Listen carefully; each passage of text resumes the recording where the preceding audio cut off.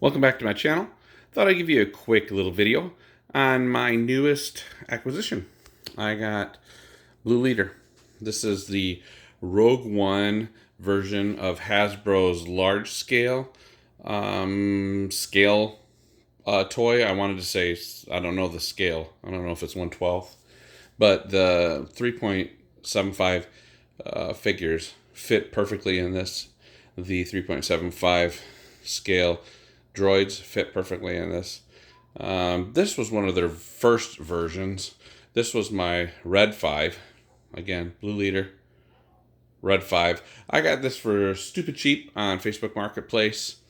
It did have some issues. It came with these cannons. I've tried everything I can to straighten those cannons. I've boiled them and then laid them straight and pressed them, and they get pretty straight, but they won't keep their straightness. As soon as the weather changes just a little bit, they curve and warp a little bit. So I got some 3D printed ones from a gentleman in the UK, and they weren't very bad price. And I also am getting some reproduction stickers for it. So again, got this for cheap. This is Red 5, and I'm just kind of updating it, upgrading it, getting it back to what it would have been had I bought it new. And then when it's done, I'll have a static display model that I'll put in my room. And then my wife let me get Blue Leader. Now, there's an interesting story on these. You can get this X-Wing, and usually you can get the figures, but you can't get the vehicles that are hard to find. In this circumstance, you can get the vehicle for right around $100. But everyone wants to crack open their vehicle and take out Antoc Merrick. And General Merrick is like hard to find, hard to get. So he is a difficult find. So if you've got a kit with him in it, it usually, it goes. It's hard to find a kit that hasn't already gotten the figure stole out of it. And then they're just reselling the fighter. And then you can't find Merrick anywhere. And then this one I lucked out on. I got it from eBay, and the gentleman had it for a buy it now price, so that was cool. Because I imagine if he would have had it as a auction price where people could bid on it, it would have went way up. But he also included this droid, so he customized that droid. It wasn't R2-D2, I'm sure. I could be wrong, but it looks like just an R2 droid. And then he painted everything black that usually used to be blue. And then kept the silvers in place. And then the white body, the barrel and the legs, he painted it all red. But you can see he did a really good job. The wheels, there's no overspray. Everything's, the center wheel comes out, center leg comes out. I keep it in there so that he's a little bit more elevated in the platform back here, or in the socket. But there's no overspray. There's no red in places where it shouldn't be, and every place that it should be painted, it is painted. So I don't know. I don't remember Merrick's droid's name, and you only see it for a brief second in the movie. But he recreated that droid. So I got a good deal, and this was what my wife got me for Christmas. Allowed me to open it early. That's nice of her. And then it is the